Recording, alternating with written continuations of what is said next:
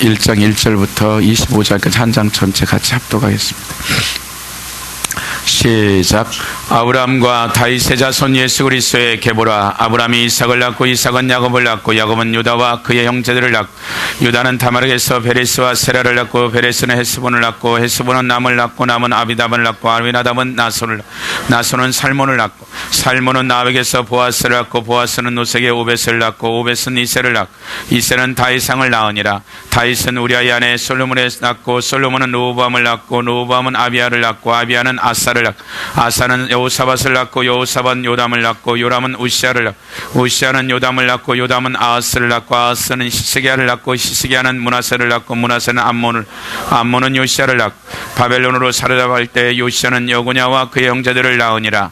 바벨론으로 사로잡혀간 후에 여고냐는 스알델을 낳고 스알델은 스룹바벨을 낳고 스룹바벨은 아비옷을 낳고 아비옷은 엘리야김은 아스로를 낳고 아스로는 사독을 낳고 사독은 아킴을 낳고 아킴은 엘리옷을 낳고 엘리옷은 엘리야사는 mat단을 낳고 mat단은 야곱을 낳고 야곱은 마리아의 남편 요셉을 낳으니 말에게서 그리스도라 칭하는 예수가 나시니라.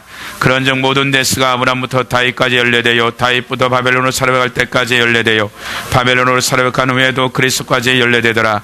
예수 그리스도의 나심은 이러하니라. 그의 어머니 마리아가 요셉에게 약혼하고 동거하기 전에 성령으로 잉태된 것이 나타났더니 그의 남편의 요셉은 의로운 사람이라. 이를 향할 때 주의 사자가 현명하여 이르되 다윗의 자손 요셉아 내 아내 마리아 데려오기를 무서워하지 말라. 그에게 잉태된 자는 성령으로 된 것이라. 아들을 낳으니 이름을 예수라 하라. 이는 그가 자기 백성을 그의 죄에서 구원할 자이심이라. 이 모든 일이 된 것은 주께서 선지자로 하신 말씀을 이루려 하심이라. 이르시되 보라 처녀가 잉태하여 아들을 낳을 것이요 그의 이름은 임마누엘 하리라. 하였으니 이를 번역한즉 하나님이 우리와 함께 계시다 함이라. 요셉이 잠에서 깨어 일어나 주의 사자의 분부대로 행하여 그의 아내를 데려왔으나 아들을 낳기까지 동침하지 아니하더니 나음의 이름을 에스라 하니라. 기도하겠습니다. 하나님 감사합니다. 한 주간도 말씀이 말씀되게 하시고 말씀이 생명되기 위해서 내 속사람 새 창조된 하나님 새 사람이 자라기 위해서 하나님 내 삶의 사건과 문제 앞에서 드려진 하나님 우리의 예배들 하나님 한 주간을 우리가 돌아봅니다. 아버지 하나님 그 모든 현장과 삶의 자리에 있었던 그 모든 것들을 하나님 이 아침에도 주님 앞에 온전히 드리기를 소원합니다. 우리의 부족한 것들, 연약한 것들, 나약한 것들 하나님께서 채우시고 강건케 하여 주셔서 하나님 이 한 주간에 또 예배를 통하여서 우리의 그 연약한 것들이 회복되어지고 부족한 것들이 채워지는 하나님 이 예배의 시간들로 인도하여 주셔서 하늘의 하늘 문들을 여시고 내 영혼 깊숙한 것에 하나님의 그 영광에서 영광에 이를 수 있는 그 여정들 가운데 들어갈 수 있는 시간들로 이 아침을 축복하여 주시옵소서. 각 사람의 삶의 현장 가운데 어찌할 바를 모르는 그 사건과 문제들 하나님 이 시간 예배 시간이 주님 받아서 하나님 해결하여 주시고 내 마음과 생각이 무릇 주님 앞에 내 마음이 빼앗기지 아니하도록 주님 내 생각과 그 모든 것들을 강권적으로 붙들어 주시옵소서. 아버지 심히 부족한 종이 또 말씀을 선포하는 자리에 섰사오니 주님 이 시간 도와주시옵소서. 주의 성령으로 주님 이 시간을 인도하여 주시옵소서. 감사드리며 예수님의 이름으로 축복하며 기도드렸습니다. 13절에 보면 예수 그리스도의 나심은 이러하니라. 18절 그의 어머니 마리아가 요셉과 약혼하고 동거하기 전에 성령으로 잉태된 것이 나타났더니 그의 남편 요셉은 지금 뭐라고 얘기하냐면 아직 약혼했는데 우리 문화 가운데 이방인들이 갖고 있는 이 약혼하는 것과는 틀리죠. 이들은 이제 우리는 약혼이 취소되고 뭐 이런 걸 할 수 있는 약혼을 했는데 유대인들이 약혼을 했을 때 만약에 남편이 죽게 되면 그런 과부가 되는 거예요. 그냥요. 그 약혼을 하고 1년 뒤에 이제 이런 결혼식을 하대요. 1년 동안 남자는 무엇 하냐면 아버지랑 같이 이제 집을 져요. 신부의 같이 살 집을 짓는 거죠. 그와 같은 집에 아버지 집에 가서 그러면서 이제 이런 준비를 하는 이 약혼식은 곧 결혼식과 똑같아요. 보통 이 당시의 나이가 12살에서 15살 사이에 결혼했다고 그래요. 여자들 나이가. 그러니까 지금 곧 이것은 지금 임신을 했다는 것은 곧 이것은 동일한 결혼한 것과 동일시역이기 때문에 간음에 대한 처벌을 받을 수밖에 없는 상황이에요. 그러니까 지금 요셉이 이미 약혼식을 하고 아내가 임신했다는 이와 같은 얘기를 듣고 가만히 끊고자 했을 때 요셉이 갖고 있는 권한이 있어요. 그런 어떠한 법적인 권한을 가지고 얼마든지 처벌할 수 있는 엄청난 권한을 갖고 있는데 조용히 이 부분들을 정리하려고 했을 때 하나님이 그에게 말하는 거죠. 그것이 성령으로 잉태됐다는 이해되든 되지 아니하든 이 말에 대한 요셉이 이와 같은 일들을 듣고 나서 이제 이 예수 그리스도가 이제 잉태되어진 이런 여정들 가운데 이제 마태는 그가 이제 자기 생애 가운데 예수 그리스도에 대한 그 지난 과거에 대한 후세 내가 죽고 난 다음에 많은 하나님의 사람들이 믿게 되는데 내가 하나님을 보고 배웠던 내 모든 인생들 가운데 부활 이후에 내가 사역했던 모든 여정들 가운데 이들에게 어떻게 하면 어떻게 이 28장을 통해서 이들에게 이런 모든 것들 그러니까 28장도 후에 어떠한 장절을 나눈 거지 그냥 28페이지의 장문의 어떠한 서신의 내용들이죠. 그래서 예수 그리스도가 살아있는 동안에 겪었던 것들 그리고 그런 삶의 자리 가운데 부활 이후에 그가 예수 그리스도의 그 길을 걸어갔던 삶의 모든 여정들을 그의 삶의 모든 것들을 통해서 이제 마태복음이라는 것을 기록해 놓았죠. 그래서 그것이 오늘날 우리에게 주고자 하는 이 마태복음 1장서부터 21장까지 28장까지 요한복음과 동일하게 마태는 하나의 어떠한 단어를 가지고 전체를 끌고 왔는데 그것이 임마누엘이라는 이 단어 하나님이 우리와 전능하신 하나님 우리와 함께한다. 그래서 이제 1장에서 이와 같은 예수 그리스도의 어떠한 시작 자체가 그 인용을 이제 이사야서 말씀을 인용을 이사야서 7장 14절을 인용해 놓고 이제 예수 그리스도가 임마누엘이라는 이렇게 해 놓고 28장 마지막 28장에 가서 뭐라고 얘기하냐면 내가 세상 끝날 때까지 너희와 항상 함께 있겠다. 마가, 누가, 요한은 예수 그리스도의 부활 이후에 승천하는 것까지 기록되는데 마태복음은 승천에 대한 얘기를 기록하지 않고 있어요. 굉장히 의도성을 가지고 그분이 육신으로 있었을 때 우리와 같이 공생에 있었을 뿐만 아니라 그분은 영으로 성령으로 오셔서 우리 12 제자들과 같이 있었듯이 부활 이후에 예수 그리스도를 믿는 모든 이들에게 이제 우리 사람의 속에 들어와서 친히 그분이 하나님의 성령으로 영으로 바뀌어진 그분이 우리와 같이 우리의 영과 우리의 몸과 몸 밖에서 영원히 함께 하겠다라는 이 약속들을 이제 1장에서 시작해서 28장까지 이 전체 내용 안에서 이 제자들이 수많은 삶의 현장 가운데 있었던 사실들을 기록해 놓고 많은 스토리를 기록해 놓고 이 안에서 예수 그리스도가 어떻게 우리와 함께 했는지 그 함께 하는 가운데 어떤 역사가 일어났고 그 역사들 가운데 이제 예수님만이 원맨쇼를 한 것이 아니라 하나님의 제자들 그 많은 이들도 동일하게 임마누엘 대신 그 예수 그리스도의 여정들을 걸어간 그 삶의 자리를 이제 28장에 걸쳐서 얘기하고 있는 거죠. 22장에 보면 아들을 낳으리니 이 이름을 예수라. 이제 구약으로 말하면 여호수아죠. 여호수아라는 이런 구원자란 뜻이죠. 여호와는 구원자다. 이는 그가 자기 백성을 그의 죄에서 구원할 자이심이라. 이제 마태는 이제 무슨 얘기를 하고 있냐면 예수가 누구냐면 그가 자기 백성을 그들의 죄에서 자기 백성을 그들의 죄에서 구원할 자이다. 이걸 또 좀 더 구체적으로 얘기하면 자기 백성을 그들의 죄에서 구원할 바로 그 사람이다. 누가? 예수다. 굉장히 이제 번역은 이렇게 놨는데 굉장히 그분이 누구냐면 자기 백성을 그 죄에서 구원할 바로 그분이다라고 이제 얘기해 놓고 이분에 대한 그러니까 이제 마태복음은 여러분들이 이제 읽어가면서 우리가 이제 어떤 것을 마태가 갖고 있냐면 자기가 현재 있는 사실에 대한 지금 얘기들을 해요. 패턴이 거짓 마태는 똑같아요. 그래서 현재 지금 예수 그리스도가 누구다 성령으로 잉태됐고 그가 이렇게 자기 백성을 그의 죄에서 구원할 자라는 이런 얘기를 딱 해놓고 현재 그에 대한 설명을 해놓고 그 다음에 어디로 가냐면 반드시 자기의 설명에 근거한 백그라운드를 구약이라는 성경을 갖다 붙여서 이제 그 근거를 내 말뿐만 아니라 그것은 구약에서도 동일하게 이렇게 얘기하고 있어 라고 얘기해요. 그리고 그냥 그 사건은 끝나버려요. 그러니까 마태가 가지고 있는 포맷들이 거좀 이런 스타일이에요.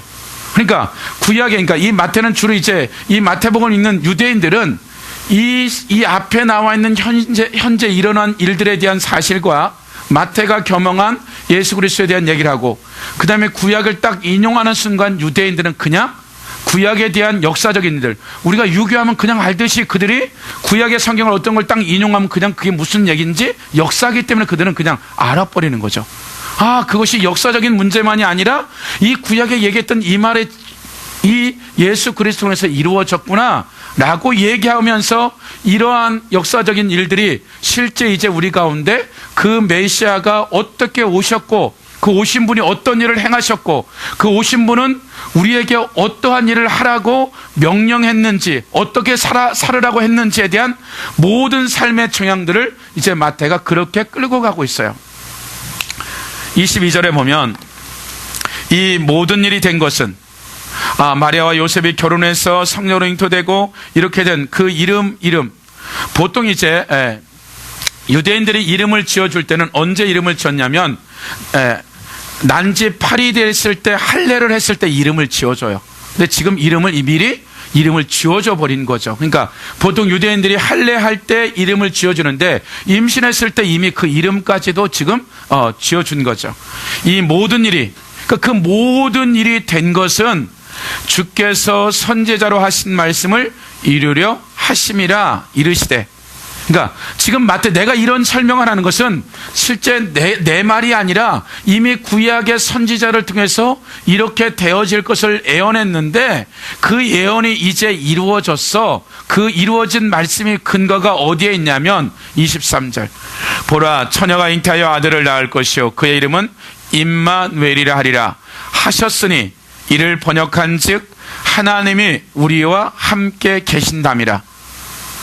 요셉이 잠에서 깨어 일어나 주의 사자의 분모대로 행하여 그의 아내를 데려왔으니 아들을 낳기까지 종침하지 아니하는 나음의 이름을 예수라.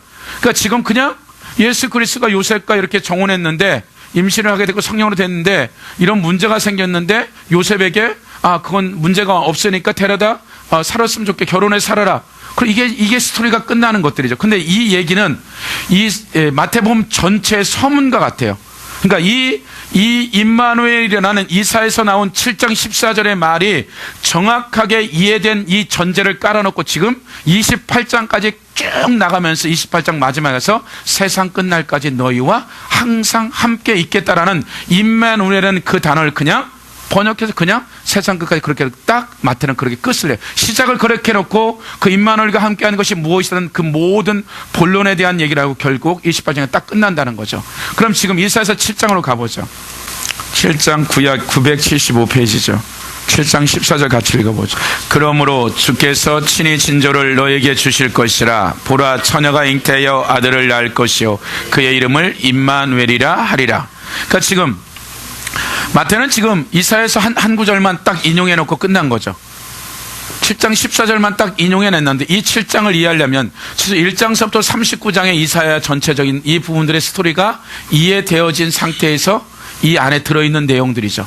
말하자면 8세기 때 이들이 포로로 잡히고 예수 그리스도 오기 8세기 전에 이 바벨론 포로기 70년 전에 일어났던 어떠한 사건을 끌고 지금 마태는 이 임마누엘이라는 이 단어를 설명하고자 구약의 이사야 선지자의 말이 이 7장 14절이 이제서야 이루어진 말이야 라고 얘기하는 거죠. 그럼 이 7장 14절이 어떻게 이루어졌냐는 거죠.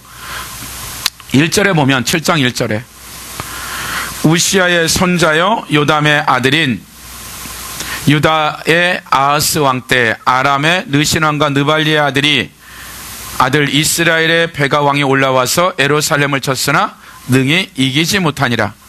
지금 이런 말씀을 한 것은 우시아, 요담, 아하스, 히스기야라는 이 1장서부터 39장의 왕들이 이런 왕들이었는데 지금 우시아라는 양반이 죽고 그의 아들도 죽고 우시아의 손자인 아하스가 왕이 됐을 때 이제 어떤 이와 같은 7장 14절에 얘기를 한 거죠.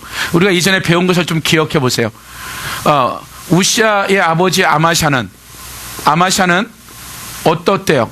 지금 솔로몬 때 남북으로 나누어진, 솔로몬이 죽고 난 다음에 남북으로 나눠진 이 유다의 왕이었죠, 우시아가. 근데 그 아버지 아마샤가, 그러니까 솔로몬이라는 존재가 다윗이 없이 존재하진 않죠. 아마샤가 있은 다음에 그 아들 우시아가 왕이 된 거니까요. 이 아마샤가 어떤 일을 하냐면 이 에돔을 전쟁 일으키려고 가려고 하는데 군대가 필요해서 용병 10만 명을 이 북쪽 이스라엘한테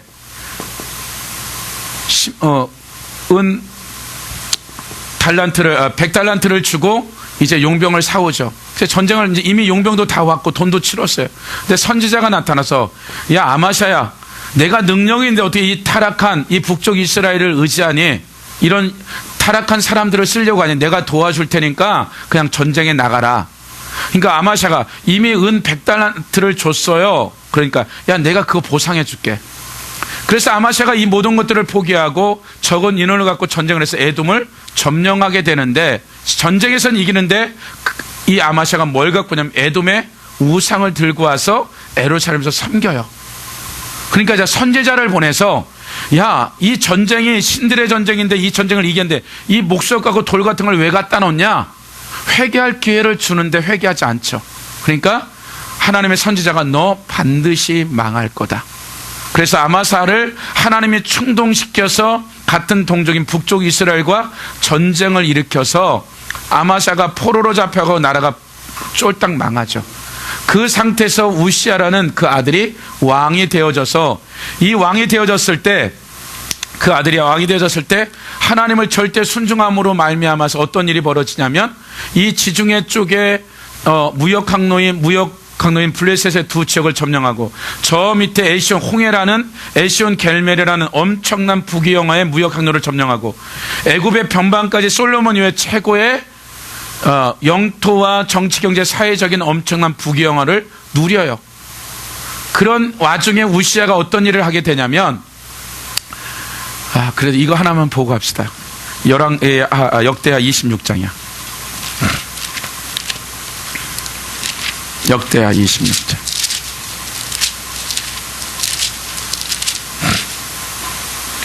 26장 1절부터 15절까지는 어떻게 이런 하나님께 순종했던 이런 축복을 주었다는 내용이 나오고요. 16절부터 우리가 23절까지 읽어볼까요? 이런 정치, 경제, 사회적으로 망했는데 하나님 은혜를 줘서 엄청난 부경을 누리고 있는데 어떤 일이 벌어졌는지. 16절 시작. 그가 강성하여 짐에 그와의 마음이 교만하여 악을 행하여 그의 하나님 여호와께 범죄하되 곧 제사장 아세라가 여호와의 용맹한 제사장 80명을 데리고 그의 뒤를 따라 들어가서 우시아 왕 곁에 서서 그에게 이르되 우시아여, 여호와께서 분향한 일은 왕이 할 바가 아니요 오직 분향하기 위하여 구별함을 받은 아론의 자손 제양들을 할 바니 성소에서 나가서 왕이 범죄하였으니 우시아가 손으로 향로를 잡고 분향하려 하다가 화를 내니 그가 제사장에게 화를 낼 때 여호와의 전 안 향단 곁 제사장들 앞에서 그의 이마에 나병이 생긴지라. 제사장 아세라와 모든 제사장이 왕의 이마에 나병이 생겼음을 보고 성전에서 급히 쫓아내고 여호와께서 치심으로 왕도 속히 나가니라. 우시아 왕이 죽는 날까지 나병 환자가 되었고 나병 환자가 되매 여호와의 전에서 끊어져 별궁에 살았으므로 그의 아들 요담이 왕궁을 관리하며 백성을 다스렸더라. 우시아의 남은 시종 행적은 아모스 아들 선지자 이사야가 기록하였더니 우시아가 그의 조상들과 함께 누움에 그는 나병 환자라 하여 왕들의 묘실에 접한 땅 곧 그의 조상들의 곁에 장사하니라. 그의 아들 요담이 대신하여 왕이 되니라. 그러니까 지금 이런 엄청난 부귀영화를 누렸는데 우시아 왕이 어떤 것을 범하냐면 제사장들만이 할 수 있는, 하나님 정확하게 분리를 시켜놨죠. 왕의 권한과 제사장의 권한과 선지자의 권한은 이 세 가지의 직임을 가지고 모든 나라를 이끌어갔죠. 근데 지금 우시아가 이 제사장직을 내가 하겠다라는 거예요.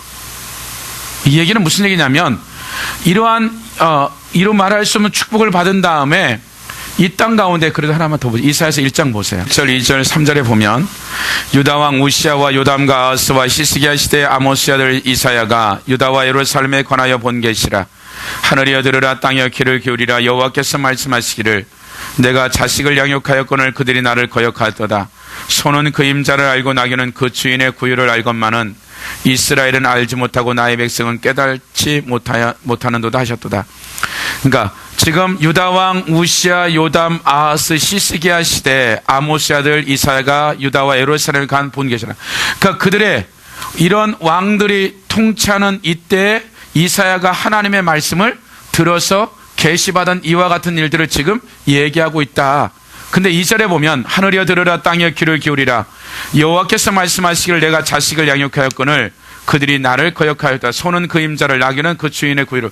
그러니까 지금 이런 아버지의 엄청난 나라의 망한 가운데 우시아가 하나님을 잘 섬겨서 영적, 혼적, 육적인 축복을 주고 이루 말할 수 없는 정치, 경제, 사회적, 문화적, 군사적인 축복을 줬는데 지금 소나 나귀보다 짐승보다 못한 이들의 영적 상태라고 지금 얘기하고 있는 거죠.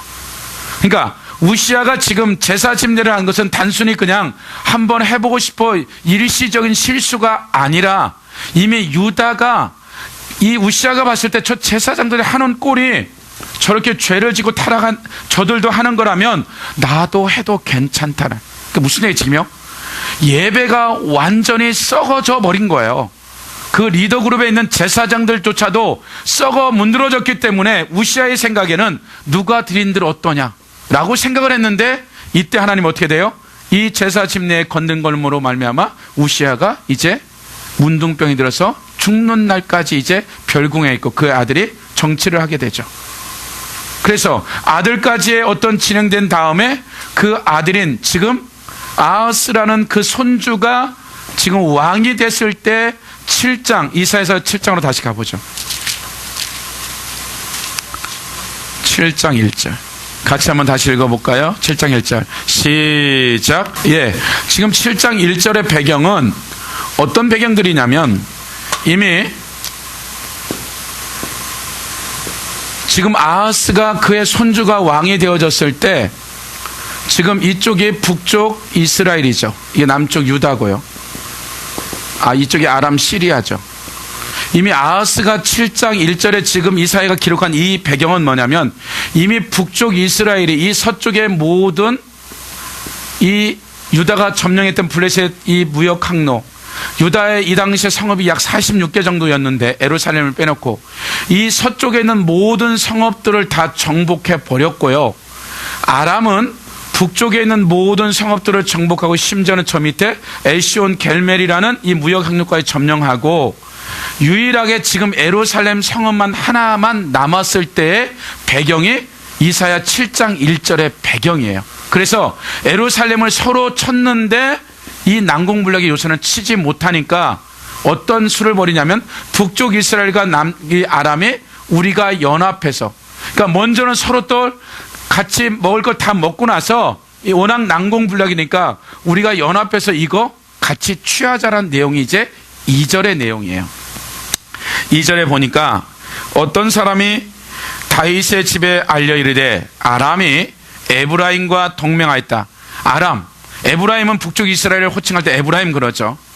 솔로몬 이후에 동맹하였다 하였으므로 왕의 마음과 그의 백성의 마음의 숲이 바람에 흔들림 같이 흔들렸더라. 그때 여호와께서 이사야에게 이르시되 너와 내 아들 스알랴스은 윗모수도 끝 세탁자의 밭 큰 길에 나가서 아하스를 만나 그에게 이르기를 너는 상가며 종용하라. 르신과 아람과 르발리의 아들이 심히 노할지라. 그러니까 이쪽 북쪽 이스라엘 왕과 아람의 이 왕들이 노할지라도 이들은 연기나는 두 부죽갱이 그루터기에 불과하니 두려워하지 말며 낙심하지 말라. 그러니까 이미 어떤 구루터기란 밑둥 잘린 이런 어떤 이거 나무가 있는데 잘려버리면 이건 끝난 거죠. 그러니까 현실로 봤을 때는 모든 게 끝나고 어떻게 그냥 요새기 때문에 버티는 정도지 현실의 상으로 봐서 모든 것이 끝났는데 하나님은 지금 이사야를 통해서 아하스한테 얘기하는 거죠. 야 아하스야, 내가 이거 보니까 얘네들 아람과 북쪽 이스라엘 별거 아니다. 나 의지했으면. 그 얘기가 무슨 얘기야? 지금 이사야가 간 이유는 아하스 네가 우상 숭배나 이런 모든 것을 버리고 회개하고 하나님께 돌아온다면 내가 너를 도와주겠다라는 이 표현들을 지금 이렇게 하는 거죠. 현실로서는 도저히 어떻게 해야 할 수 없는 상황들인데 하나님의 눈으로 봤을 땐 이미 밑둥 잘린 나무야. 연기나는 부적경에 불과해. 그러니까 나 의지해라 라고 얘기하는데 듣질 않죠. 그러고 난 다음에 우리가 지금 마태가 인용한 두 번째 공식적으로 또 말하는 거죠. 10절에 보면 여호와께서 또 아하스에게 말씀하여 이르시되 너는 내 하나님 여호와께서 한 진주를 구하되 깊은 데서든지 높은 데서든지 구하라 하시니, 그러니까 이제는 여호와께서 또 아하스에게 말씀하여 이르시되 뭐라고 얘기하냐면, 야 아하스, 그럼 네가 이해가 되지 않는다면 우리가 조선왕조의 애가 태어나면 왕의 수업을 받듯이 이 당시에도 이 어릴 때부터 철저하게 하나님의 말씀을 가르쳐요. 왕조들은 모르는 게 아니죠. 근데 아하스에게 이제 직접 뭐라고 얘기냐면, 야, 이런 말들이 이해가 되지 않는다면 네가 그러면 표적이나 기적에 대한 것들을 한번 조건을 내세워봐. 이런 처참한 상황 가운데 우상을 버리고 하나님 의지하면 이 모든 것을 도와주겠다라는 징표를 원한다면 기드온이 하나님 양털에는 이슬이 내리고 땅에는 이슬이 내지 않게 해주고 하나님 땅에는 이슬이 내리고 여기는 이러한 기도를 할지라도 초자연적인 것 그 어떤 것일지라도 너가 그러한 진조를 구하면 내가 사인을 줄게. 실은 지금 하나님은 이 죄로 봐서는 죽여도 마땅치 않는데 하나님은 실제적으로 아하스한테 뭐라고 하냐면 사정을 하는 거야. 사정을. 왜냐면 하나님 공의롭고 말씀대로 진행해야 되기 때문에 하나님은 계속 기회를 주는 거죠. 네가 돌이키만 하면 내가 도와줄 수 있는데 네가 돌이키자면 내가 하나님일지라도 내가 말씀대로 해야 되기 공의롭기 때문에 의롭기 때문에 내가 도와줄 수가 없기 때문에 네가 돌아만 와라. 돌이키기만 하면 내가 너 도와줄게. 근데 이걸 안 하는 거예요 지금 아하스가요. 그러면서 아하스의 대답이, 아하스가 이르되 나는 구하지 아니하겠나이다. 나는 여호와를 시험하지 아니하겠나이다 한지라. 그러니까 지금 아하스가 굉장한 믿음의 말을 하는 게 아니라, 그래도 보죠. 우리가 거기 그대로 잡으시고 열왕기하 16장이요 1절서부터 우리가, 그러니까 내용이 즉 뭐냐면 이렇게 어려운 상황에서 예루살렘 하나만 남았는데 이런 가운데 이사야 선지자가 가서 계속 하나님 의지하라고 하니까 이 아하스는 이 아람 위에 아수르라는 신흥 나라에 금은보화를 갖다 주고 좀 도와주세요. 그러니까 말로는 그렇게 해놨는데 지금 꿍꿍이 속이셨다라는 거예요. 이 아하스는 아수르를 끌어들이려고 지금 하나님 의지하지 않은 그 스토리를 쭉 지금 우리가 읽을 거예요. 16장 1절부터 우리가 16절까지 읽어볼까요? 시작. 느발리의 아들 베가 17년에 유다의 왕 요담의 아들 아하스가 왕이 되니 아하스가 왕이 될 때 나이가 20세라. 예루살렘에서 16년간 다스렸으나 그의 조상 다윗과 같지 아니하여 그의 하나님 여호와께 보시기에 정직히 행하지 아니하고 이스라엘의 여러 왕의 길로 행하여 또 여호와께서 이스라엘 자손 앞에서 쫓아내신 이방 사람들의 가증한 일을 따라 자기 아들을 불 가운데 지나가게 하며 또 산당들과 작은 산이와 모든 푸른 나무 아래서 제사를 드리며 분향하였더라. 이때 아람 왕 르신과 이스라엘 왕 느발리 아들 베가가 예루살렘에 올라와서 싸우려 하여 아하스를 에워쌌으나 능히 이기지 못하니라.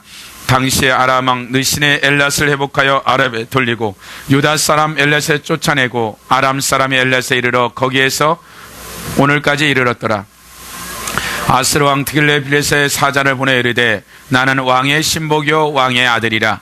이제 아람 왕과 이스라엘 왕이 나를 치러 청하건대 올라와 그 손에서 나를 구원하소서 하고 아하스가 여호와의 성전과 왕궁 곳간에 있는 은금을 내어다가 아스르 왕에게 예물을 보내었더니 아스르 왕이 그 청을 듣고 곧 올라와서 다메섹을 쳐서 점령하여 그 백성을 사로잡아 기르로 옮기고 또 느신을 죽였더라. 아하스 왕이 아스르 왕 드길레빌렛을 만나러 다메섹에 갔다가 거기 있는 제단을 보고 아하스 왕이 그 제단의 모든 구주와 제도의 양식을 그려 제사장 우리에게 보내었더니 아하스 왕이 다메섹에서 돌아오기 전에 제사장 우리아가 아하스 왕이 다메섹에 보낸 대로 모두 행하여 제사장 우리아가 제단을 만든지라. 왕이 다메섹에서 돌아와 제단을 보고 제단 앞에 나아가 그 위에 제사를 드리되 자기의 번제물과 소제물을 불사르고 또 여호와의 앞 곧 성전 앞에 있던 놋제단을 새 제단과 여호와의 성전 사이에 옮겨다가 그 제단 북쪽에 그것을 두니라. 아하스 왕이 제사장 우리아에게 명령하여 이르되 아침 번제물과 저녁 소제물과 왕의 번제물과 그 소제물과 모든 국민의 번제물과 그 소제물과 전제물을 다 이 큰 제단 위에 불살하고 또 번제물의 피와 다른 제물의 피를 다 그 위에 뿌리되 오직 놋제단은 내가 주께 여쭐 일에만 쓰게 하라 하며 제사장 우리아가 아하스 왕의 모든 명령대로 행하였더라. 그러니까 7절에 보면 아하스가 아스르 왕 디글렐 빌레셀에게 사자를 보내 이르되 나는 왕의 신복이요. 지금 아하스 왕이 하나님의 자녀인데 이방 나라의 아스르 왕의 신복이요 왕의 아들이라. 이제 아람 왕과 이스라엘 왕이 나를 치러 청하도 올라와 그 소리 나를 구원하소서. 아하스가 여호와의 성전과 왕궁 곳간에 있는 은금을 내어다가 아스르 왕에게 예물을 보내었더니 아스르 왕이 그 청을 듣고. 그러니까 다시 우리가 이사야서 7장으로 와보세요. 7장 12절. 아하스가 이르되 나는 구하지 아니하겠나이다. 나는 여호와를 시험하지 아니하겠나이다 한지라. 믿음이 있어서 한 말이 아니라 나름대로 계산이 있었던 거죠. 보이지 않는 하나님보다 보이는 이러한 힘과 능력에 이러한 세상의 힘을 잡고자 지금 립서비스를 한 거죠. 아하스가 이르되 나는 구하지 아니하겠나이다. 여호와를 시험하지 아니하겠나이다. 그러니까 이것을 들은 이사야가 이제 이런 대답을 하는 거예요. 이사야가 이르되 다윗의 집이여 원하건대 들을지어다. 너희가 사람을 괴롭히고서 그것을 작은 일로 여기겨 또 나의 하나님을 괴롭히려 하느냐. 그러니까 이 열왕기의 이러한 사건들을 이해하지 못하면 12절과 13절의 말이 이해가 안 되는 거예요. 그러나 역대하나 열왕기에 이해가 되어지면 이미 이사야가 그 엄청난 사건에 대한 것을 다 빼놓고 지금 대화를 하고 있는 것들이죠. 그래서 너가 지금 하나님의 말씀에 불순종한 것에 대해서 하나님을 괴롭게 한다고 얘기하고 나서 그러므로 주께서 친히 진조를 너에게 주실 것이다. 보라 처녀가 잉태의 아들을 낳을 것이요 그의 이름을 임마누엘이라 하리라. 그가 악을 버리며 선을 택할 줄 알 때 되면 엉킨 적과 꿀을 먹을 것이라. 그러니까 지금 여기서 말하는 이제 우리가 다음 주에 또 다른 이 부분에 대해서 이 아들에 대한 것을 또 좀 더 진행하죠. 오늘은 이 본문에 대한 걸 나가고. 그러니까 지금 이사야가 얘기하고 있는 이 처녀가 잉태의 아들을 낳을 것이요 그 이름을 임마누엘 했을 때 아하스의 이 아내라고도 해요. 이게 이제 뭐 성경학자들은 이 처녀가 그래서 그 낳은 자식을 아마도 임마누엘이라고 이제 이렇게 표현하고 있는데 실제적으로 이제 많은 성경학자들이 이가 누구냐면 히스기야라고 그래요. 그 다음에 아하스의 아들 때 어떠한 얘기들을 얘기하고 있는데 나중에 이제 이 부분은 다음 주에 이제 마태복음과 연결하고요. 그래서 지금 아하스하고 지금 이사야하고 얘기하고 있는데 무슨 얘기야? 보라 처녀가 잉태의 아들을 낳을 거야. 진조가 있는데 너가 지금 하나님을 의지하지 아니하고 아수르를 선택한 이러한 그 진조 중에 하나에 대한 징표가 있을 거야. 그게 뭐냐면 이제 이런 처녀가 잉태의 아들을 낳을 것이니 그 아들이 임마누엘이라 하리라. 그러니까 분명하게 이사야와 아하스가 아는 임마누엘이란 이 자녀에 대한 이 부분들. 그러니까 여러분들이 그냥 동정녀 마리아를 생각할 것이 아니라 지금 이 단어에 대한 부분들을 잊어버리고 그냥 이 사건들 안에서 아하스의 아내인 이와 결혼해서 그 낳아진 아들의 이름을 임마누엘이라는 이러한 호칭을 가지고 지금 설명하고 있는데 이것이 진조가 될 거야 라고 하면서 그러면서 15절에 어떤 얘기를 하냐면 누가요? 그가 악을 버리면 누가? 임마누엘이라는 처녀가 낳은 그 아들이 악을 버리며 선을 택할 줄 알 때, 그러니까 악과 선을 택할 수 있는 이때는 유대인들 중에서 어린아이들 중에서 여자아이는 12살, 남자아이는 13살이죠.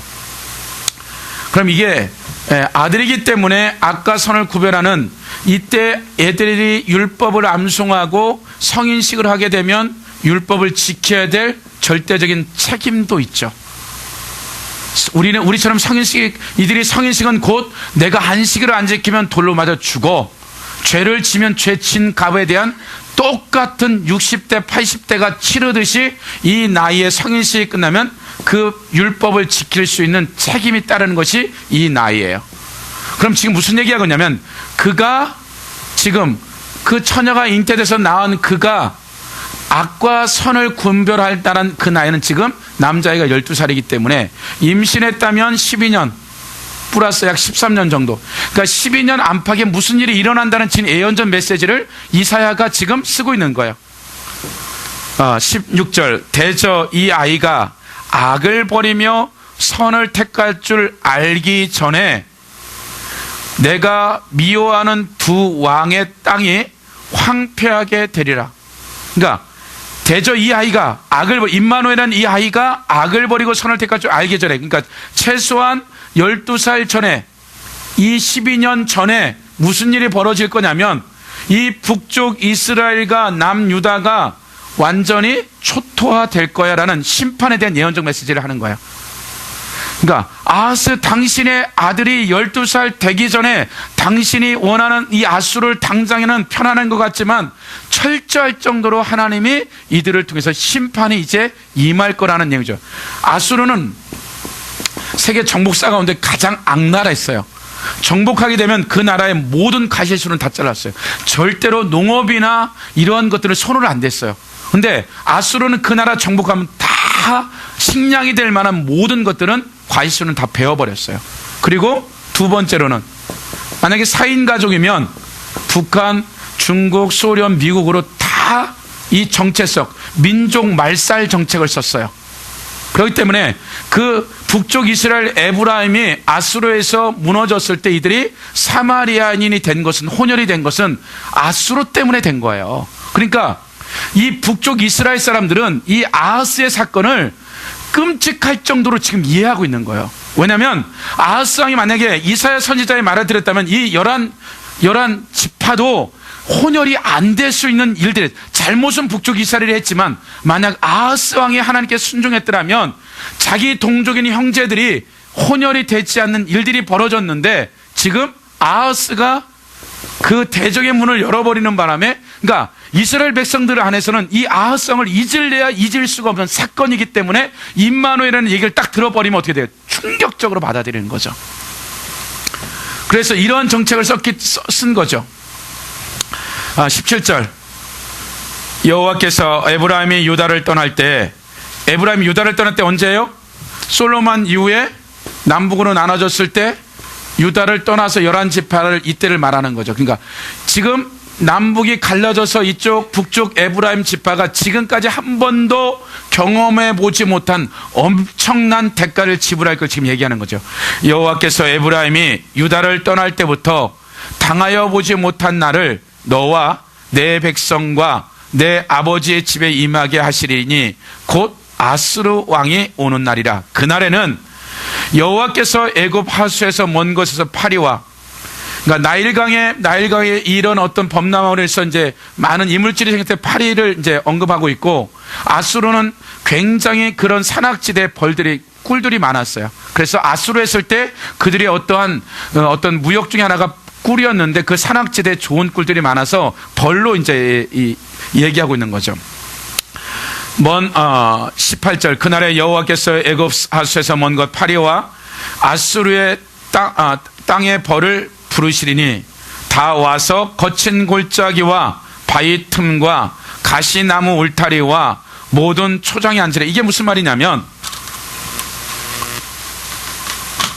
남북의 모든 산천초목할 것이 모든 것에 밑에서는 애굽이라는 파리떼가, 애굽의 군대가, 위로는 아수르가 와서 남북의 모든 전역에 할 것 없이 전역에 다 파리와 벌이 날아가서 앉듯이 지금 어떻게 되어 있다? 하나님이 완전히 남북을 완전히 징계하겠다라는 표현을 지금 예언적 메시지를 하는 거죠. 19절, 다 와서 거친 골짜기와 바위 틈과 가시나무 울타리와 모든 초장에 앉으리라. 그날에는 주께서 하수 저쪽에서 세내온 삭도, 그 날카로운 삭도, 그 삭도가 누구냐면 아수르죠. 곧 아수르 왕으로 내 백성의 머리털과 발털을 미실 것이며 수치에 수치를 주겠다라는 거. 가장 수치죠. 수염 깎는 것이, 머리를 미는 것이.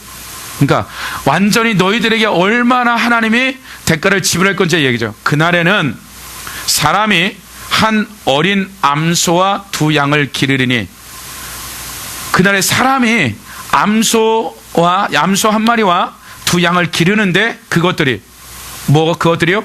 암소 한 마리와 두 양이 기르는데 그것들이 내는 젖이 많다. 이게 무슨 얘기예요? 아니, 양 한 마리하고 이런 소하고 양이 낸들 얼마나 내겠어요? 이 나라에 하나님이 심판을 해서 살육을 너무나 많이 당해서 얼마나 이것도 많을 정도로 양식이다라고 지금 얘기하고 있는 거죠. 22절, 그것들이 내는 젖으로 말미암아 젖이 많음으로 엉킨 젖을 먹을 것이라. 그 땅 가운데 남아있는 자는 엉킨 젖과 꿀을 먹으리라. 그러니까 자연적인 어떤 양봉이 아니라 그렇게 먹을 게 없으니까 다 아수르가 쓸어버렸으니까 자연적인 게 먹을 게 없는 그날에는 천굴에 은 1000개의 가치가 있는 포도나무가 있던 것마다, 그러니까 그 포도나무의 가수원이 이러한 엄청난 결과물의 열매를 맺는데 아수르가 와서 다 과실수를 잘라버리기 때문에 거기는 찔레와 엉겅기밖에 없다는 그 표현을 지금 하는 거죠. 그날에는 천그루에 은 1000개의 가치가 있는 포도나무가 있던 것마다 찔레와 가시가 날 것이라. 온 땅에 찔레와 가시가 있으므로 화살과 활을 가지고 그리로 갈 것이요. 왜냐하면 악한 짐승들이 있으니까. 보습으로 삽으로 갈던 모든 산에는 찔레와 가시 때문에 두려워서 그리로 가지 못할 것이요. 그 땅은 소를 풀어 놓으면 양이 밟을 것이 되리라. 8장 1절이요. 여호와께서 내게 이르시되 너는 큰 서판을 가지고 그 위에 통용 문자 마헤살랴 하스바스라 쓰라. 노력과 침략이 속해 오겠다는 얘기죠. 그러니까 이제 이사야에게 또 한 번의 예언의 메시지를, 이렇게 내가 초토화시키겠다 해놓고 또 하나 심판, 이 서판에 때 마하살랴 하스바스란 이 서판에 써라. 침략과 노력에 속해 올 거다. 그리고 이 서판을 가지고 온 유다 성읍에 돌아다니면서 심판을 하겠다라고 지금 가서 메시지를 이사야 외치라는 거죠. 2절, 내가 진실한 증인 제사장 우리아와 여베레기야의 아들 스가랴를 불러 증언하라 하리라 하시더니, 내가 내 아내를 가까이하며 그가 임신하여 아들을 낳은지라. 여호와께서 내게 이르시되, 이사야에게 이르시되, 그의 이름, 이사야의 아들의 이름을 마하살랴 하스바스라 하라. 그러니까 지금 예언적 메시지를 해놓고 지금 이사야의 둘째 아들에게 동일한 좋지 않은 마하살랴 하스바스라는 이름을 지으라고 지금 얘기하고 나서 그 다음에 예언을 하는 거죠. 4절, 이는 이 아이가 내 아빠 내 엄마라 부를 줄 알기 전에 다메섹의 재물과 사마리아의 노략물이 아수르 왕 앞에 옮겨질 것이라 하시니라. 그러니까 지금 하나님의 심판이 지금 이사야가 애를 이제 낳으려면 10개월이 걸릴 거고 그 아들의 이름을 이미 하나님이 지어줬어요. 마하살랴 하스바스란. 침략과 노략이 속히 올 거다. 노략이 누구에 의해서? 아수르에 의해서. 그리고 이 태어난 아이가 엄마 아빠라는 이름을 부를 수 있는 건 불과 1년 안팎에 이 아이 입에서 엄마 아빠라는 이름을 부르는. 그러니까 지금 어떻게 돼요?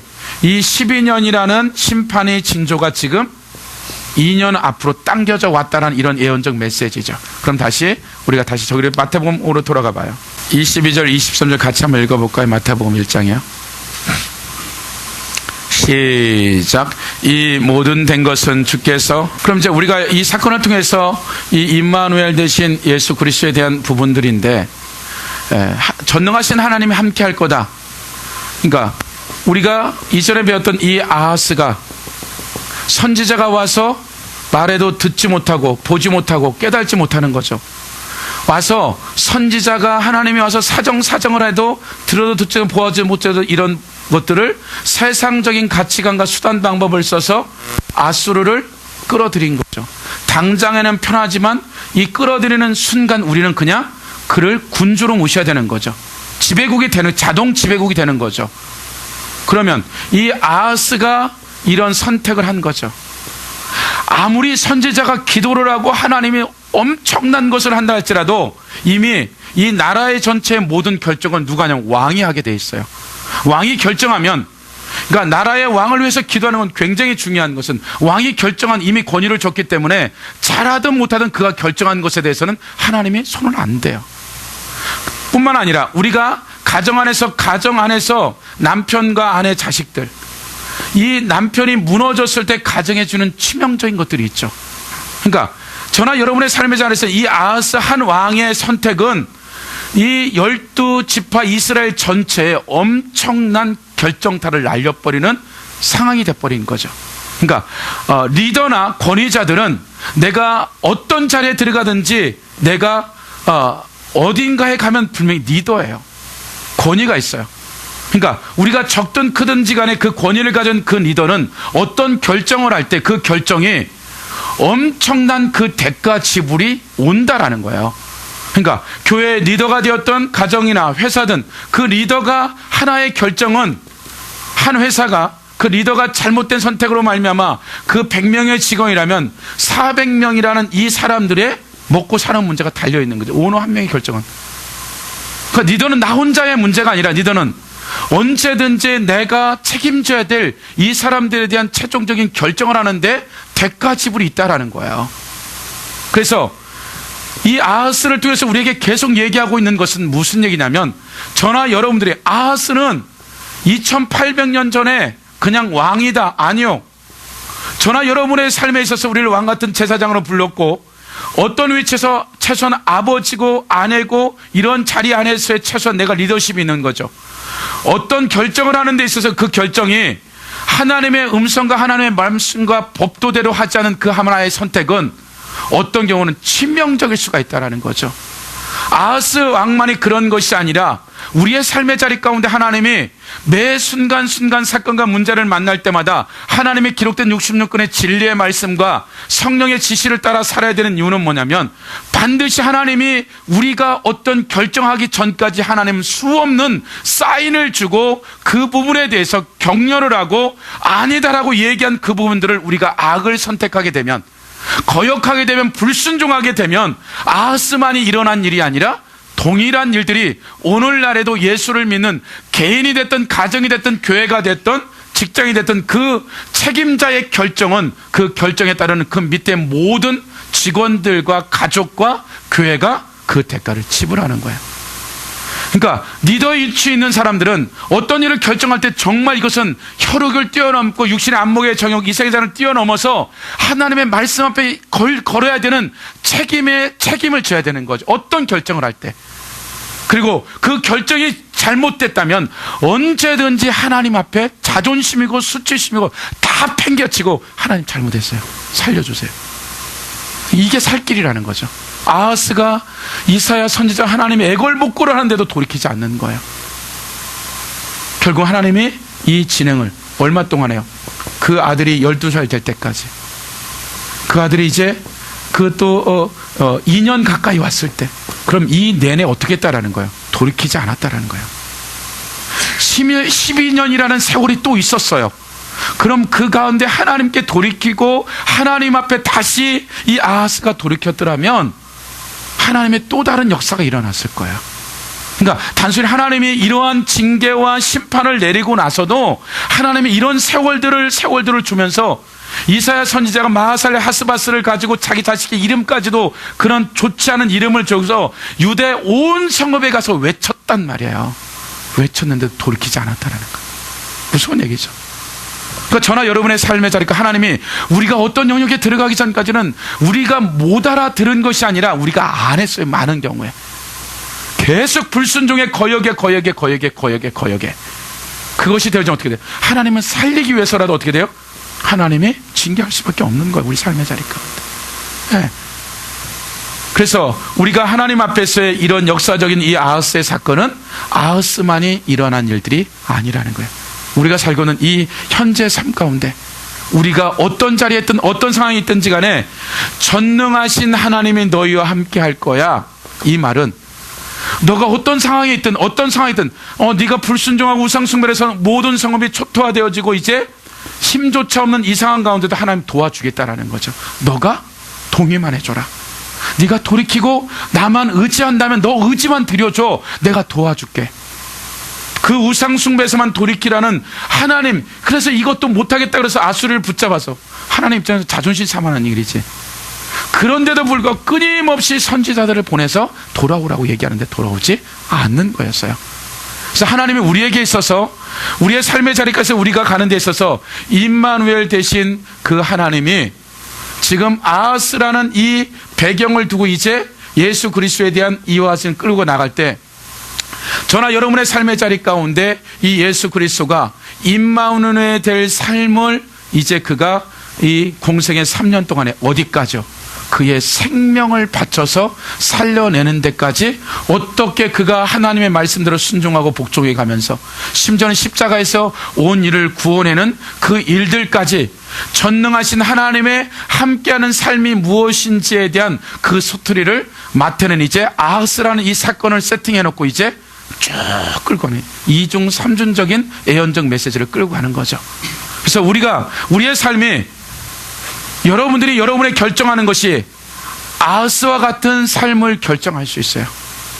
그것이 국가적인 일이든 개인 가정의 일이든 아니면 극히 개인의 일이든 우리는 하나님의 말씀에 불순종했을 때 얼마든지 우리의 문제가 발생할 수 있죠. 그러니까 수단과 방법과 세상 아수르의 힘을 의지하듯이 돈을 의지하듯이 세상 방법을 의지하게 되면 어떻게 돼요? 당장에는 되는 것 같은데 반드시 하나님은 이 부분에 대해서 손을 볼 수밖에 없는 거죠. 그래서 우리가 전능하신 하나님 임마누엘 된 그 하나님을 우리의 삶 가운데 이제 몸 밖이 아닌 우리 안에 들어와서 우리를 그분이 전능하신 분이 우리를 돕겠다라는 거예요. 아하스와 같은 삶이 일어난다 할지라도 너희가 돌이킨다면 살 길이 있다라는 거죠. 그래서 저나 여러분의 삶의 자리 가운데 우리가 이제 다음 주에 조금 더 히스기야까지 보면서 설명하겠지만 이 한 주간 여러분들이 또 새로운 한 주 시작할 때 그 어떤 존재가 아닌 전능하신 하나님이 여러분의 안에서 밖에서 모든 것들을 통해서 도와주는데 하나 여러분들이 선택할 것, 내가 하나님 말씀대로 살기로 하네요. 도와주세요. 내가 정말 죽을 죄를 졌을지라도 회개하면 어떻게 돼요? 다 지워버리고 그 시간부터 하나님 우리를 끌고 가는 거죠. 그 전능하신 하나님을 우리가 일상 가운데 경험해 줘야 돼요. 그런 영광들이 저나 여러분의 삶 가운데 있기를 예수 이름으로 축복합니다. 우리 찬양하고